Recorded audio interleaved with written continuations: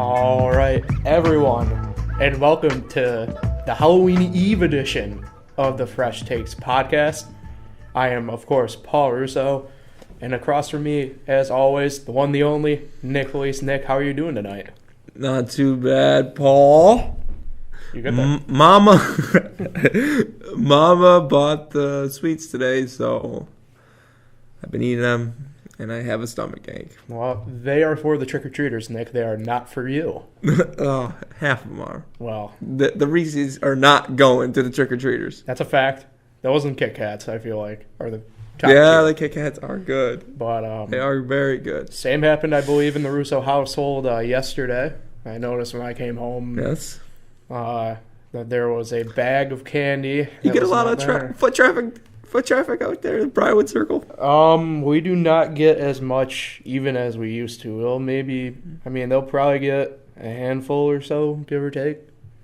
It all depends really also too yearly. The past couple of years weather-wise, I remember haven't been admittedly the best for outdoor activity, but yeah, usually we don't get a big turn. I mean, we're out far enough that even though our neighborhood has a decent amount of people that we don't get too many just because we're out far enough. So Yeah. you guys typically do pretty good, I remember. Yeah, there's a lot of connected neighborhoods around Yeah. our neighborhood, so that helps. And the foot traffic is easy to get to. So But it all depends on the weather. yeah, Really does. always does. So we'll save the rest for our Halloween talk for later on in this podcast because we are going to discuss it a little bit today. But we'll touch on the World Series recap. Obviously, A lot the big to event. discuss. A lot to discuss today. Yeah, certainly true.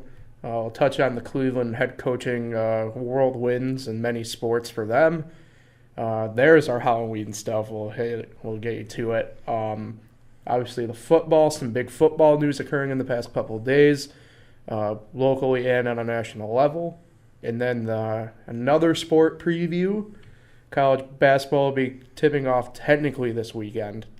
So we'll get you there. Exhibitions for the most part. Each team's got pretty much one left. Syracuse has Lemoyne tomorrow. I know that. Notre Dame, I assume, has one more tune-up before I think so. the games count for them.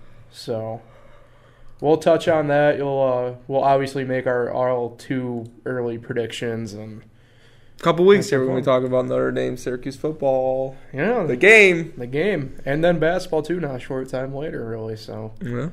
But before that, obviously, we'll discuss some World Series action. The Boston Red Sox, much to the dismay to probably many locals, but at the same time, plenty Red Sox fans locally as well. They get to rejoice. They get their fourth title in 14 years for baseball. The Red Sox take on the Dodgers in 5. Really, it was a lopsided affair. Really outside of Game 4. Was 4 the marathon game, or was it 3? 3. 3? Mm-hmm. 3 was the marathon game that I passed down the 13th inning of. I was very tired, but yeah, so This hurts for you to talk about this. it does, but we got to. I enjoy talking baseball at least. So, but yeah, Steve Pearce, a guy who's been on, I don't know how many teams, 8 or something like that.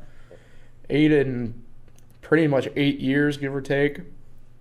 And a bit more than that, about 10 or so, I guess.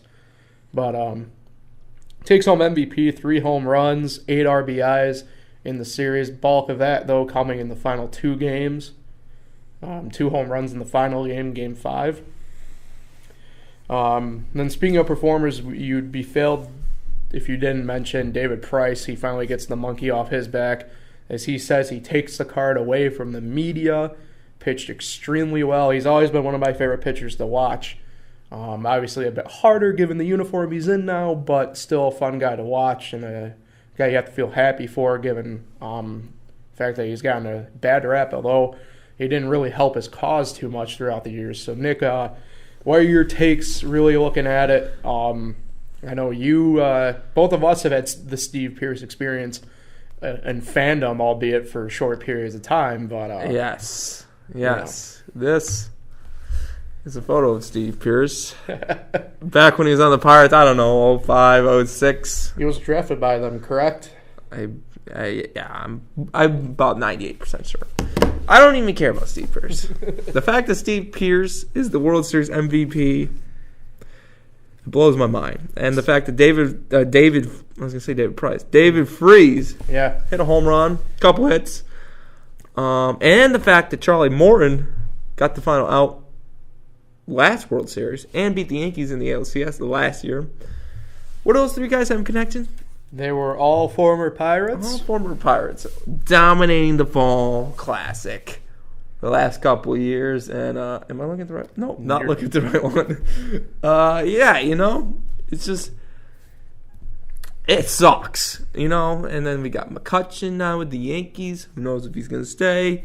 It's just Garrett Cole. We don't talk about Garrett Cole, and I don't like Garrett Cole, and it just sucks. And I don't like the Red Sox. I don't like the Dodgers. So I didn't really have much interest in this series.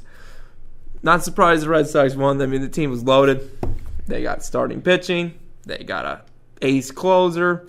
They got a nice bullpen. They got young players, good lineup. You're not going to beat that team. And they proved it. Yeah, I was going to chime in. I kind of agreed with you. I had it on in the background effectively of whatever I was doing, but I wasn't fully paying attention. You got the vibe. You got the vibe out of the gate that this was probably the Red Sox series to lose. Mm-hmm. Even David Price couldn't lose it for him. I said last week that I had a hard time believing that it wouldn't go at least 6, and it went 5, but it certainly felt like it was a 4-game set almost. And we should have known the way they handled the Astros too. Yeah. And the Astros one of the better teams. I mean, the weird thing is, though, about this team, the weird thing about this Red Sox team, too, is a lot of people are saying this isn't even, like, the best team out of this run, which is nuts to think about because they had 108 wins on the year. Mm-hmm. A lot of people are saying that 04 team was actually probably the better team, and they might be right given the fact. But that 04 team was one loss away from being knocked out in the AL playoffs. Well, that's also true. It's kind of nutty. This is probably collectively the best Red Sox team I've ever seen from a pure talent perspective. I mean, the starting pitching staff really all year was phenomenal, and you really can't knock what they did. Bullpen admittedly was shaky at points, but that tends to be almost the case now with a lot of baseball teams. So, do you like the Red Sox going into next year? It's hard not to really pick them as the favorite. However, baseball's weird. It's definitely the most lot changes in the offseason. Yeah, I mean, plus the thing with baseball too is it's probably the sport that has the most maybe the best word's turnaround. Only because you look at it, there hasn't been a repeat winner since the Yankees in 2000 when they went and three-peated. And baseball is the one sport where one play really does make a difference. I think it goes a little bit with pitching because pitching is like the key to the sport. And baseball is the one sport, unless you're an elite pitcher, a lot of pitchers have iffy years from one year to the next. Yeah. And then bullpens are always hit or miss. So I think that plays a role in it. And the way the game is played now too, where it's pretty much a boom or bust type deal. You are relying on your pitching more, and you are relying on the boom instead of bust from the bats more. So, baseball's certainly in a weird spot. I know, like national ratings are down. I get that, but if you look at a regional perspective, which is certainly what baseball's become, it's become a more regional sport.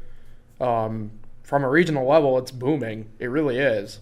But from the national scale, I definitely understand. It's almost a point. Me and you have actually discussed this a little bit. You look at it. The ratings are down, but at the same time, you have more eyes on streams of the games, say from like a Fox Sports Go type deal. And at the same token, and I take this from a NASCAR fan background because the ratings are down there, a lot more of the nationally televised events aren't on network, airways anymore. It's, instead of being on Fox, it's on FS1, which you have to pay for. I mean, you have to pay for Fox anyway, but it's the idea you have to pay for FS1, whereas you get Fox anyway. So You certainly have to look at it from multiple angles and understand where it is, but, baseball, I think, has the opportunity to be in a really good spot here. And I think next year's a good year for, a pivotal year because look at the free agent pool this year. Harper, Machado, Bumgarner, Kershaw potentially. Plus, you always have these guys who win the championship end up going elsewhere anyway. And that's the other thing, too, is instead of other sports where you tend to lock in, a lot of the key guys in baseball are only on 1-2 year deals, and they'll be gone.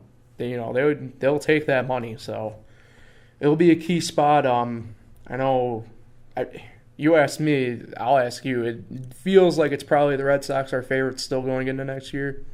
For now. Yeah. But a lot's going to happen. Yeah, a lot's going to happen. Obviously, this will probably be the last time we'll talk anything really big baseball-related unless something huge happens until probably the winter meetings. We'll touch on it a little bit because a lot does happen at the winter meetings. It tends to be the free agent, at the very least, the free agent, I'll call it convention because a lot happens there between agents That's and teams. That's in early December. Early December. I'm not sure of the dates this year. It's like 5th, 6th, somewhere around there. So we'll probably be off of baseball for a few weeks for you guys. And the Yankees and Pirates are back in the running for the championship. So be a cold, long winter for us baseball fans, but we'll be ready and raring to go here shortly with them. With that in mind, we'll go to a warm topic, depending upon how you feel about it. The Browns and the Cavs, the city of Cleveland in general. Only Terry Francona is safe if you're a coach at this point, I feel like. The Browns have let go of Hugh Jackson and Todd Haley, the offensive coordinator, Hugh Jackson, the head coach. And then the Cavs fired Ty Lue over the weekend, Sunday day technically, but they don't do they. I don't even think they have a head coach technically at the moment, interim-wise. So, the city of Cleveland's in a weird sports spot right now. It's kind of hilarious to be a part of because... Were those 1 day apart, right? Yeah, it was 1 day apart. Greg Williams, the defensive coordinator, has been named the interim head coach for the Browns. The Browns' main thing was this rift in the locker room between specifically Jackson, Haley, and to a degree, Greg Williams all in a power struggle. And plus, the offensive play calling has been terrible the past few weeks for the Browns. So it'll be interesting to see what they do. Obviously, moving forward in the short term, they're going with Greg Williams. Be interesting to see what they plan to do. I know Lincoln Riley, Oklahoma head coach, has been linked to the job. He's already kind of denied it. People have kind of linked Urban Meyer to it. Urban Meyer seems to be wanting to stick around in college. And even then, he has some big health issues, so you never know what's going to happen there. On the Cavs front, Larry Drew, one of the head assistants for the Cavs, the organization wanted him to be the interim head coach. He says no. Be interesting to see what they really do. Do you go and try and pluck someone even though it's still early, it's bring back the mid-season. I don't think he wants to come back as much as he probably should have or should want to, but you don't know really what the Cavs are going to do because it's so early on. I don't remember in my time following the NBA coach getting fired in 6 games. So it'll be interesting to see what they do. Mike Brown was the one guy that got fired in 5 games. So I don't know what are your fire takes on the firings in Cleveland? Well, these are just like polar opposites of situations right here. So you're talking about a 3 times straight NBA Finals appearance guy. And then you're talking about who coached the championship back to Cleveland. Yep. And then you're talking about a guy who's won 3 games in 2+ years. Yeah. And it's funny because and it's funny you bring it up because he coached his most successful season at the moment as a Brown head coach. Yes. It's funny because me and Matt were just watching Hugh Jackson's post-game interview on Sunday. We're like, this guy sucks. What has he really done? And then I'm like, he doesn't really have talent. But then Matt makes a great point. Matt, my brother. He's been on. He makes a great point. He's like, he does have talent this year. And then the next day he gets fired. So it's like. And it's not like he's a bad coach either. He is notably a great offensive mind It just seems that once he gets into this head role, it seems to implode on him. Same thing happened in Oakland. He had a good few games in Oakland. Traded to get Carson Palmer, kind of backfires, finish 8-8, and then the next year they go, I think, like 2 and whatever that one bad year was, and he gets fired. So it seems to be once he gets into this head coaching role, he tends to implode on himself. It's just 3-36-1. That's just not gonna get it. No, done. it's not gonna cut it. And it's weird. You would think I would feel bad for Hugh Jackson. Yeah. But I don't. I feel more bad for Tyronn Lue. That's the one I do feel bad for. I agree. I don't know. It's just like I don't think Tyronn Lue's a good coach. I really just don't. I mean, you can't, even then again, you're like, a lot of people thought Spoelstra wasn't a good coach because with LeBron. And then Spoelstra got a chance to coach without LeBron, and he led the Heat to the playoffs a couple times, and he's proven he's a good defensive coach, and he's proven he's a good coach. Lue has never gotten that opportunity. Y'all remember, though, with these coaches, and as much as I understand that philosophy, what I remember is with these coaches is they all gotta be good because they have to handle all these superstars. Like, it's hard. Think about why people really regard Phil Jackson as great as he is. It's not because of the triangle offense, because it's a farce. It's because he's been able to handle the superstars like Jordan and Pippen together, and Shaq and Kobe together really well. So I think that's why you got, like, Lue's game plan wise, I can understand why. He doesn't have he's not a great floor general in that regard, but he's a great handler of players. Yes, and I feel like he should have got at least a season. Yeah. Not after six games with a hurt Kevin Love too. Like, I don't understand what the reasoning was. I mean, I think a lot of it has to do with. I'm sorry for interrupting you constantly here. No, it's I feel like a lot of it has to do with Dan Gilbert's trying to sell the Cavs, and he's trying to sell them while the value's still kind of high on it. Yeah. And sure, admittedly, 0-6 ain't great, and he's historically had a quick trigger finger on firing coaches. Yes. But man, he botched this one bad. He really did. And I'm not saying Tyronn Lue was going to have a great, outstanding season this year either. No. He could have maybe won 20, 30 games. Well, I still had him in as a lower seed playoff team because Kevin Love's still no slouch. I mean, yeah, you say that, but it's has Kevin Love ever led a team? No, but it's the East. That was my logic. It's the East. That's a good point. But yeah, Kevin Love did play in the West, but Kevin Love has never led a team at any point in his career. And that was when he was in his prime, pretty much. And I feel bad for Lue. I think he's getting the easy way out. I would like to see him struggle. How's getting fired the easy way out? Now they're going to say it's a bad fire when he could have had a 20-win season and he could have been known as a bad coach. But now we'll never know.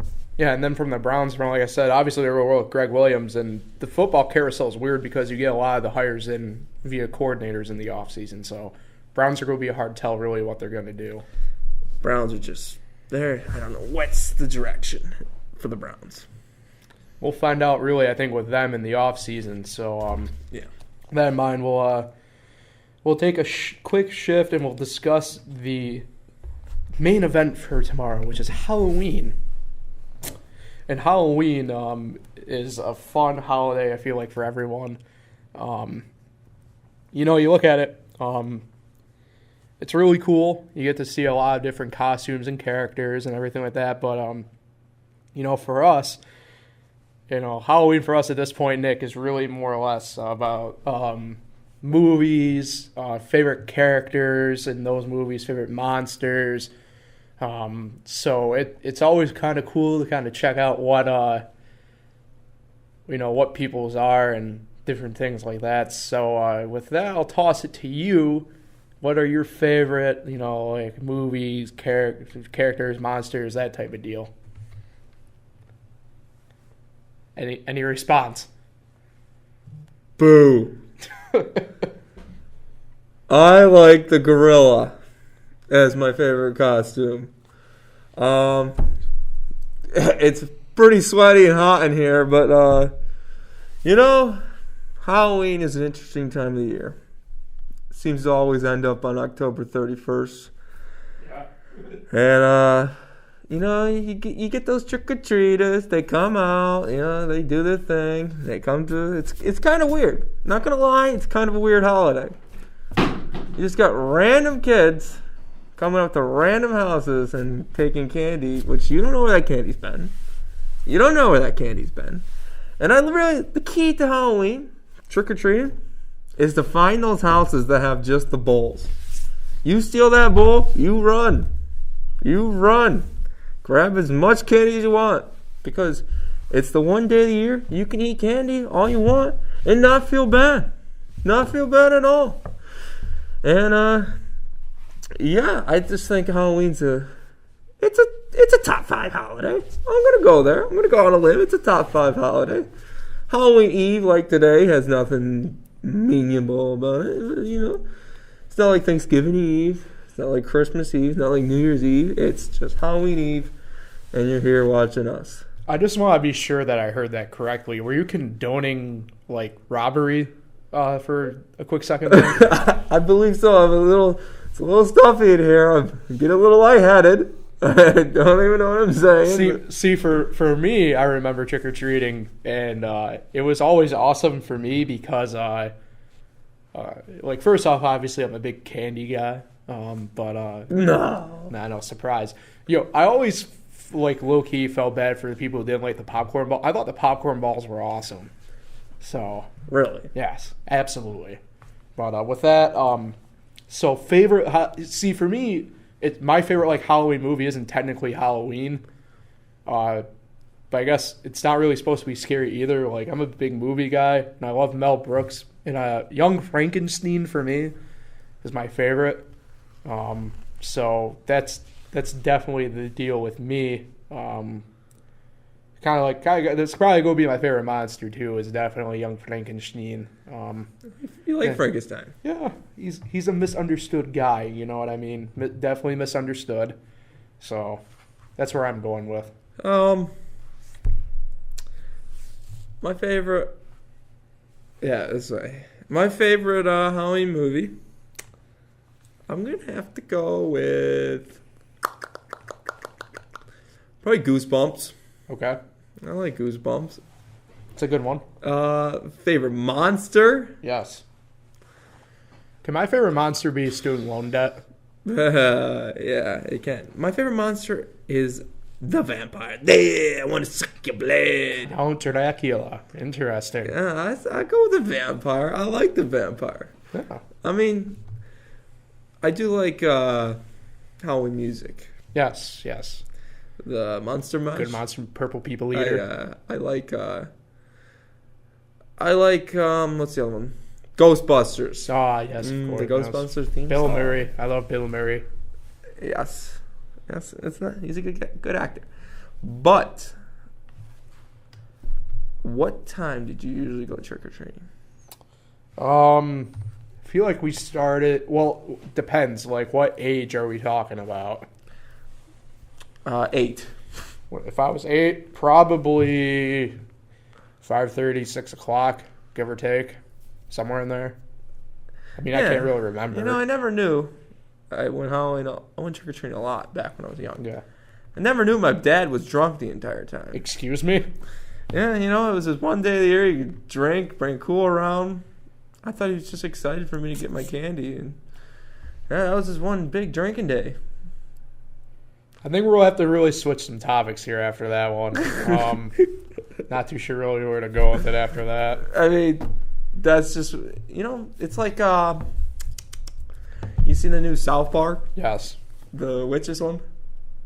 Randy, well, there's an episode. It's one of the newer seasons. Randy and his buddies. They drink Captain Morgan, I think Captain Morgan.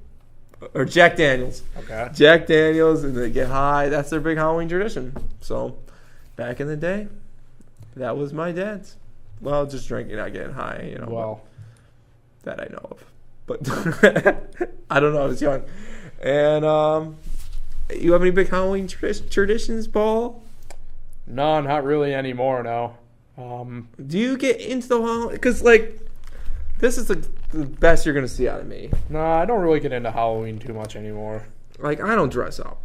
Yeah, I don't really get into Halloween too much anymore. I mean, if I end up finding something cool, I'll put it on, but You like that mask you're wearing right now. I don't know what you're talking about.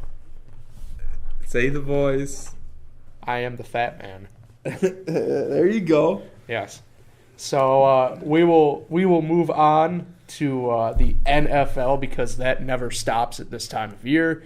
Week 8 is in the books, and really the big storyline from this week really has nothing too much to do with the games themselves, but today was the trade line at 4 o'clock. Maybe not huge pieces, not any superstars, but definitely some key players getting moved. Most notably, Demaryius Thomas goes to the Texans from Denver, Golden Tate from Detroit to Philadelphia. My Redskins were in on the action. They got Clinton Dix from the Packers. Dante Fowler got traded away from Jacksonville. So really some interesting things to look at. Game-wise from last week, pretty much stayed the course of what we kind of expected, I guess. You kind of question, though, there's not a ton to really draw from. But you kind of question, though, at this point, like, what are the Jaguars' real chances going forward here? I feel like that's a really good question to be asking. You know what I mean? Because the defense is not doing... you can't blame all of this on, obviously, the defense because the offense is not doing good. You can't get an offense going. You can't get your defense going. So, Nick, obviously they trade away Fowler at this point. So they go into the bye week this week. They'll get Fournette back. By the way, it sounds after the bye. So moving forward, if you're Jacksonville, pretty much you got to be win out, I would have to assume, right? I'm sorry, I just can't take you serious. That stupid mask on. That's stupid. And I can't take you. That's stupid, but I think Jacksonville sucks. Yeah. I just think Jacksonville sucks. So that's it. Great analysis. Paul, I'm a gorilla. I don't have that much. And I'm the Batman, but But, look at my face. Do I look excited for Jacksonville Jaguars games these days? I'm being honest. You look like you're more excited for a Phoenix Suns game than anything else. Yeah. And, given the fact you're also wearing orange. I am the Suns mascot. Yeah. I think Fournette's going to help. I think getting rid of Bortles will help. That ain't going to happen, though, clearly, at least this year. And I think the Texans are going to run away with the division. At this point, yeah, you have to see it as that. Any other game-wise you want to talk about? Yes. Oh. Who did the Bills play this week? Oh, they played the Patriots last night on Monday night. Bears. The Bears? Mm-hmm. They played the Jets.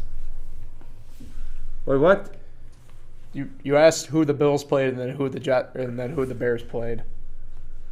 Oh, no, not this week. I think the Bills play the Bears next week. So do I look like I'm kidding, Paul? Yes, you do.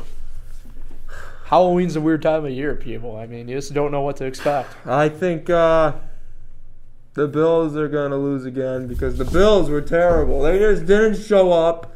They didn't show up on Monday Night Football. First Monday Night game since '96. No, I think 08. And they were in that game. They just couldn't score that much, and that's why they lost the game. And Tom Brady's a goat. And sucks to be a Bills fan right now. They suck. They do. So, unlike the Bills, we're going to try and pick some winners here this week for moving forward here. We're going to, like I said, football-wise, went straightforward, not a ton to talk about pro-wise anyway this week. Whoa. I like the Grim Reaper as well. Oh, that's good. That's good. I like that. So, Thursday night. Any of the Spectrum Monster commercials, where were they this season? Oh, I was a big fan of the puppet in that one, the doll. That was a good one. All right, back to the picks. So the picks this week will start obviously Thursday night. Terrible game in my opinion. Bay Area matchup. Oakland travels to the 49ers. Honestly, I don't know where to go with this one. I think the Raiders should win, so I'll go with the Raiders. I think the Niners are going to win this Yeah, game. this is a toss-up game. It's like last week with Arizona and San Fran, almost in a way. You know what I mean? Just it's a battle of two really bad teams at this point in the year, so you don't know what to really expect. The first game we have listed for Sunday at 1 o'clock is the Falcons going to Landover, Maryland to pay my Washington Redskins a visit. Tough game. Again to pick. I'm going to go with the Redskins. You want to know what? I'm going to go with it. Atlanta. See, that's another toss-up game, I feel like. But last, we'll go Detroit at Minnesota next. I'm going to go with Minnesota. Bounce-back game for them. Detroit. As a gorilla, you're pretty blunt about this. LeGarrette Blunt. Didn't even realize what I did there. He plays for Detroit. Yes. I'm not going to lie, the gorilla mask is changing you, man. I think I'm just passing out. It's so hot in here. Take it off a little bit if you got to. The Steelers play the Ravens in Baltimore this week. Give me the Ravens in this game. The who? The Ravens. I got the Pittsburgh Steelers in this game this All week. right. Chiefs at the Browns. Chiefs. Chiefs. Yeah. Jets at Dolphins. Nick, who you going with? I'm going to go fins up. Ooh, fins up. It's supposed to be I'm with you. I'm going to go fins up as well this week. Bears at Buffalo. Oh, Bears. Chicago, yeah. Don't even have to tell me it's the Bills. The Buccaneers go to Carolina. Go with Carolina in this one. Why? They're definitely better than the Buccaneers. That's going to be your why game this week? The Tampa Bay Buccaneers You're buying into Fitzmagic. are a dear, dear friend of mine. I once spent a year in Tampa. Okay. And Fitzmagic, did you know Ryan Fitzpatrick is 7-0 in his career on games after Halloween? That's an interesting stat. I don't know if that's true. No, I got the sense that that was where it was going to go. The Tampa Bay, I'm going to convince you right now. All right. Look at my face. I'm looking at your face. The Tampa Bay Buccaneers are going to win this game by a couple of scores. Okay. They could be safeties, like 4-point game, but a couple of scores. The Tampa Bay Buccaneers are going to win this football game. They need a win like this. Carolina, good team, but they could be inconsistent, and that's why the Tampa Bay. Run out of steam there. Dude, the Tampa Bay Buccaneers are going to win this football game. All right. Now that Nick's returned a little bit, the Chargers are going to Seattle. Tough matchup here to pick again. Give me the Seahawks. Seattle. All right. We agreed. Texans at Denver. Early return for Demaryius Thomas. Give me Houston in this game. Give me Texas. Okay. Rams at the Saints. Give me... you want to know what? I'm going to go for it. Give me the Saints. Hey, I used to spend a couple of years down in that street in Tampa, New Orleans. Louisiana? What's the Bourbon Street? You had a couple of pints in Bourbon Street. But that's why I'm picking this. I'm picking the Saints. All right. And I don't remember who they're playing. So. Sunday night football. The Packers play New England. Give me the Patriots. You just say that the Patriots play New England? The Packers play New England. Oh. Yeah, that's a good game. Aaron Rodgers, Mr. $5 footlong. Discount double check. Who is Danica rooting for? The Packers. And then I'm going to go with the Patriots because Danica doesn't win anything. Yeah. Monday Night Football, another terrible matchup. Titans at the Cowboys. Oh, that's a thriller, Paul. Yeah. I'm going to go with the boys. All right, I'm going to go with in Marcus Mariota. Oh! Wow. Job well done. Job well done. I need to take this off. It's hot as hell in here. Whew. Feel like a new man. You good? Yep. All right, so you're going with the Titans. I, too, will tighten up with you then on that one. So with that, we'll shift our focus football-wise to the big news in the NCAA world. Syracuse is ranked for the first time since 2001. We did it. We're bowl eligible. I'm extremely excited. I'm extremely happy. Nick, we were at the game. It was a good atmosphere. Really, just what? Just yawning. Oh, I thought you said something. Thought I did say yep. But we are 22nd in the AP poll. We are 24th in the coaches poll.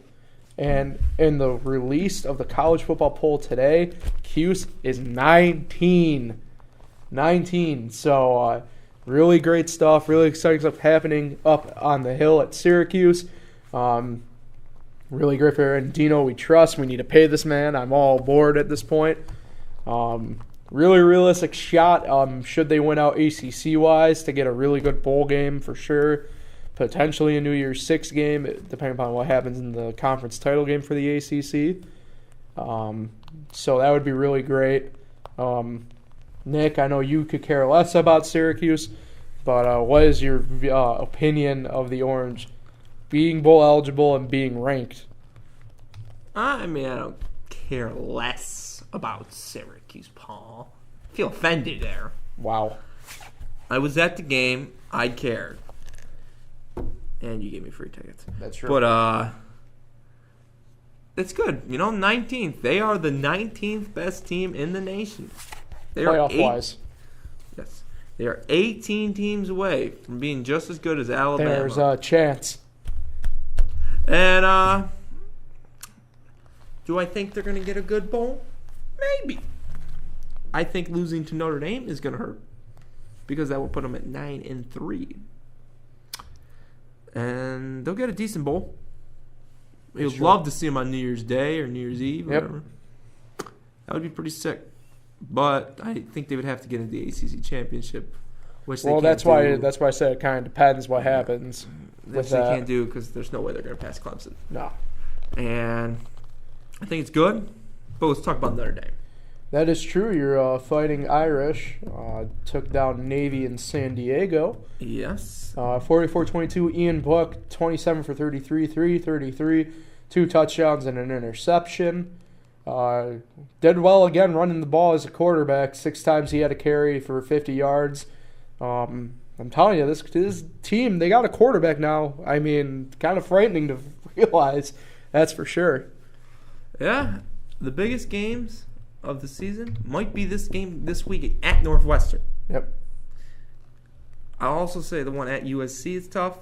The Syracuse one is tough. But they should steamroll over FSU on Senior Day next week after at Northwestern. So I think they got a good chance. Like I've been saying every week, they got a good chance to get to 12-0 and get that spot into the Final Four, which they are 4th right now. They are, yes. They're 3rd, though, in the AP poll. Yes. Yeah, just got to win. They lose, they're done from the playoff. And I can't wait for that Syracuse Notre Dame game. I think it's going to be it's a good one. I know you and me going to be going head to head. I know we always look forward to that. It's going to happen. That's regardless. That's going to happen. So this is Northwestern pod. Then this is Florida State. So 2 pods from now, we'll be talking about it. And then 3 pods from now, we'll be recapping on Notre Dame blowout. Possibly. You never know. Football's weird. like I said, I think on the Syracuse schedule going forward, the only game I really, I guess, foresee them losing would probably be that Notre Dame game, at least the one on paper. You feel like, okay, if you had to pick, that one is probably going to be the loss. But you never know. I mean, a lot of people are now saying that this Syracuse team is going to put up a fight, but you just don't know, especially outdoor in New York City. Yankee Stadium. You just don't know. It's a baseball stadium. It's not a football stadium, so you never know what the ones will do. So we're both done with our buys. Yep, that is true. Well, technically not. Both that final week is a bye technically, but looking forward to the week ahead. I can already tell you, game day is going to Death Valley. There's the number 1 Alabama Crimson Tide will be facing off against the 4th ranked Louisiana Tigers. LSU. So that's that. Any other big games? Who you got in that? Give me LSU. Give me Alabama. Yeah, I don't blame. I mean, it's a tough game. Elsewhere, looking big game wise, teams like Central Florida need Alabama to win that game. Yeah, they do. Big game wise, another big SEC matchup. 6th ranked Georgia goes to 11th ranked Kentucky. Who won last week? Florida beat Georgia. Georgia won. Yep. So that's a key game in the SEC as well. In the Big 12, you have 12th ranked West Virginia going to 15th Texas. That's a big game with implications for the Big 12 on the line. Michigan plays somebody. Michigan goes to Penn State. 5 versus a 14 matchup. That's another big in-conference game that will have implications. Not only Who's for 6? Not only for the obviously Big 10, but potentially for the college playoff as well. Who's 6? 6. That's a good question. I'm trying to find it right now. Georgia is 6. Yes, Georgia's 6. So what's Central Florida? 9. Central Florida. I just saw them too on the sheet here. Yep, they are 9. They play Thursday night against Temple. And where is Miami? Miami's not ranked. So Syracuse ahead of them. That's right, baby. We're ranked ahead of the supposed team that was going to knock off Clemson this year. That's right. Yeah. What's it like knowing that Syracuse is probably the 3rd best team in the ACC statistically and record-wise right now? Who's second? Boston College is pretty good. BC's ranked, but we're technically ranked above them. Clemson obviously is 1. They play Louisville this week, so that should be an easy game layup-wise. I guess technically Virginia, but they're 23. Yeah, I mean, we're actually after Clemson, I think, and I could be wrong. I think after Clemson, we're the highest-ranked ACC team if you look at the AP poll. Yeah, Syracuse is the 2nd highest-ranked ACC team. I wonder that's a stat. It'd be fun to look up. Is when was the last time Syracuse was ahead of someone in the bowl or ahead of someone in rankings, conference-wise, or trailing someone by like a game or whatever, or 2 games rank-wise. Like, that's pretty nuts to think about. It's been a while, that's for sure. Yes. So good times. Yeah, for sure. So got him in the right direction. Dino's doing well. He's finally got his recruits for the most part all in there, and that's what they need. They need to get they're all out there in the public, and hopefully better recruits come in. And we're dark. Well, that's the key thing with this bowl, with the bowl games, depending upon where we end up. Is so you look at Dino likes recruiting out of Florida. So obviously, a lot of people are saying a bowl down there would be like the Camping World Bowl would be a good one to get into, and that's certainly true. Obviously, if you look at from an alumni standpoint, probably the Pinstripe Bowl would be a good one to go to. Obviously, now I don't think they're going to have a really great shot to get to the Military Bowl. That's in the D.C. area. We have a lot of alumni there. I think a good bowl game to get to target is honestly the Music City Bowl in Nashville, because you play an SEC team. So obviously it's going to be a big stage, and you get a lot of recruits from the Southeast just in general to have eyes on you. That's something Syracuse hasn't had in a while, obviously, just in general, bowl game or not. So that'd be pretty cool to get into. So we will stick with the college aspect and shift gears to our college basketball preview. Obviously, the big headline this year is probably Duke's Big Three, at least from an on-court perspective. They are currently ranked 4 in the preseason poll for the AP. The Syracuse Orange are 16th in the preseason poll for the AP. Unfortunately, I don't see your Notre Dame Fighting Irish in the preseason poll. Could be a long year. Yeah, but with the ACC, you never know. You really don't. Kansas holds the number 1 spot, but the main concern with them, in my opinion, shouldn't be the on-court stuff. Should be the FBI investigation. That's the main talking point, I feel like, for much of this, at least early on college-wise, because obviously Zion Williamson, Duke's big recruit, one of them, was going to go to Kansas, was offered a sheet for at least 6 figures from them to play there. Obviously said no to go to Duke, and that makes me, one, wonder what's his eligibility going to be, because he's involved in this FBI investigation. And then 2, I kind of chuckle at people who think Duke have this squeaky clean reputation. You don't just leave 6 figures to go to some place for free. So obviously, I'm not trying to be conspiracy. I'm not trying to be whatever. But, I certainly think there's some shady deals going on. And Tobacco Road, just in general, obviously, I know. So college basketball is certainly a sport me and you enjoy, Nick. Probably one of the sports we really look forward to all year. It's unpredictable. Can't wait for the tournament. Yeah, it's unpredictable. So, early on here, the early season stuff, Nick, from, I guess, the 2 things I've mentioned, or anything else really in general, what are you looking forward to? I love college basketball. Yeah. I love March Madness. I can't wait for it. It's my favorite playoff. Honestly, it might be my favorite league now. MLB was my favorite, but I think college basketball is not my favorite. I think the difference, the big schools get the best players all the time. But they never always win. I will always take a team that has top freshmen. I will always take a team that has the 5 seniors of a smaller school than 5 freshmen of the top school. Just because it's they are more experienced. Freshmen don't know what to deal when it comes to D1 basketball. It's a good time. And one thing I look forward to in this early part of the season is just the preseason tournaments. Those get me in the feels. Especially the Maui one. The Maui one's just 3 fun days of good basketball.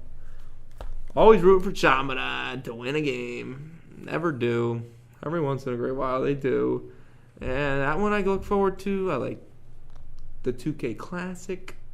I like the Coaches vs. Cancer. The Jimmy V Classic. Some good ones. They usually pair up some good teams. They used to do the ones on the Air Force. What is it? I know the one you're talking about. The ones on the boats. Yeah. Oh, they don't do those anymore. No, those were cool. Not gonna lie, those were cool. Yeah. I wish they would go back to those, but I think it's really early for college basketball, especially. It does seem weird, but it is that time of year. They do take in a lot of your early schedule. Yeah. As we saw, because we know our teams from last year's college basketball tournament. You were the 68th team in. Yeah. And Notre Dame was the 69th team just out. Mm-hmm. And one of the big reasons, early debate, different story. Notre Dame did go into Syracuse and beat them without their 2 best players, Colson and Farrell.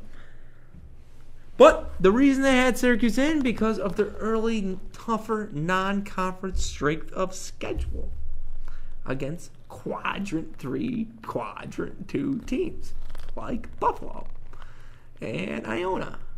And teams that made the tournament. Yes, team that won in the tournament. Yeah. They were right. After they played those games, kills me inside, but I think you just need to schedule some. It's important to schedule some good teams at the early part of the schedule, as it's proven in the past. That helps. Yeah, so looking at the rankings again here quick, you have obviously Kansas 1, Kentucky's 2, Gonzaga's at 3, Duke 4, Virginia 5, Tennessee is 6. I feel like Tennessee's always ranked up, and then they always fall flat on their face. And then they come back. Then Nevada, led by the Martin Twins, are 7th, UNC 8. Defending champion Villanova, who nobody in my friend group, including you, Nick, believed that they would win, even though I said they would. 10th in Michigan State. That's true. You did say that. The Big East, they're a tough conference again. You also did have 6 out of your 8 Big East, six Big East teams in your Elite 8. Big East is a tough conference, man.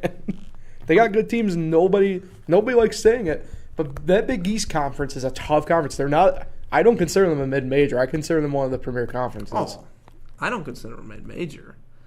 I consider them a top conference. I don't think they're the best. You want to know what they do? You want to know what they remind me of, Paul? They remind me of the Big 12. You're not going to like this comment. Not going to like this comment. The Big 12 before at this point is what you're saying? Or? Big 12 as it is every single year. Every single year, the Big 12 is overrated. Oh. It's not overrated like the Big East, because the Big East is kind of underrated. The Big 12 is overrated. They always rank these teams so high, and then there's only 10 of them. So when they play each other, when they lose to each other, it ends up becoming good losses because of the rankings, because the rankings are overrated. They all seem to make the tournament. Majority of them, about 80% of them, make the tournament. And what do you know? The only one that ever makes a run is Kansas. Kansas is the only one that makes a run. That is going to the Big East, Villanova is the only team in that conference that ever makes a run. That is semi-true with the Big 12 because they have 4 teams ranked in the top 25. Yeah, every year you get seen like, oh, Baylor's good, and then they get upset. Oh, Oklahoma's good, upset. Oklahoma State's not bad. Texas Tech's not bad. They all get upset. They never make the Final Four besides Kansas. Preach. All right, nice. So, the Big East is better than the Big 12. Oh, I love the Big East. The Big East is fun. I like watching them. I rank them up there. I'd put them above the Big 12 in terms of pure competition at this point. Big East is the third best conference. You know what? They actually might be. ACC, SEC. I don't know if I'd put the SEC up there. You want to put the Big 10 up there? I'd put the Big 10 above the SEC. Only because top to bottom wise. Their top teams are pretty similar, but after you get above the top teams in the SEC, they kind of falls pretty flat. You want Penn State over like Vanderbilt. I mean, you want them in the Rutgers first place over Mississippi State. Mississippi State's ranked. Are they? Yeah. Well, I don't know. It's a toss up. I'm not a big I'd probably go ACC, Big 10. The ACC's the probably best. I'd probably go Big East 3 and then SEC, and then probably the Big 12. I'd probably put Pac-12 above Big 12 even. But yeah, I mean the Big 12's overrated, but I don't know if they're bad like the Pac-12. No. The Pac-12 is pretty bad. So I included on here, as we always do, we'll do our all too early predictions. Nick, I'll go to you first. We'll go now. Just give us like a national championship preview and who's going to win. Go. Before I make my national championship preview, yes. Nevada's going to get to the Final Four this year. Wow. But they're not winning. Wow. You just told me the Twins are still on the team? Yep. That team's looking for vengeance.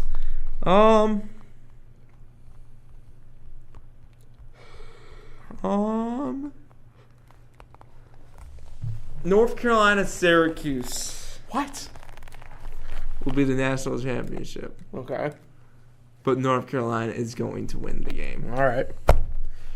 That's my pick. So I guess with mine then, with my all too early prediction, I will go with Villanova will make it back to the national championship game, and they will be playing Michigan. No, they won't be. They will be playing the UNC Rematch of a couple years ago. We'll go with the Wildcats repeating Okay. as national champions. That's what I'm going with. Where do you see Syracuse? Elite Eight. Losing who? Villanova. I have no idea. Yeah, I always you're set my bar. Here's the thing with me with Syracuse. I always set the bar for them at like Elite Eight, Sweet 16, so that way I'm not like wholeheartedly disappointed. They got a good team this year. They do. I'm excited for this team. I'm just happy to see Elijah Hughes is doing pretty. Obviously it's one exhibition game against a D2 school, but he looked really good from everything I saw. So that's stuff like that I'm excited for, obviously. So Tyus Battle might be Player of the Year.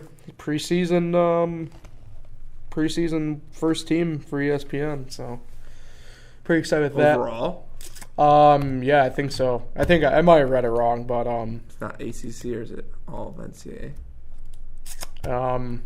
I think it's all of it. I don't know. It was one of the quick, like things you get up on your phone notifications that I got. So, with that will wrap up our stuff for tonight here. Before I toss it to Nick, as I always do for your shout-outs, a quick programming note for next week. As you know, we're always on Tuesday nights. However, big day next Tuesday is obviously Election Day. Go out and vote. FL1's live coverage of the election results will be on Tuesday night. So we will be moving to Monday night next week. Same time, 10 p.m. Monday night next week. So we can give you with all the coverage that we got. Monday night.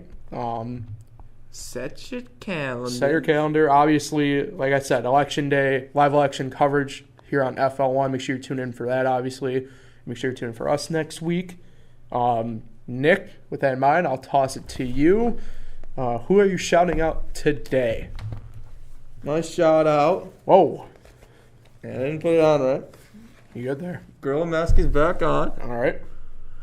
My shout out is to Libby Barbe. All right.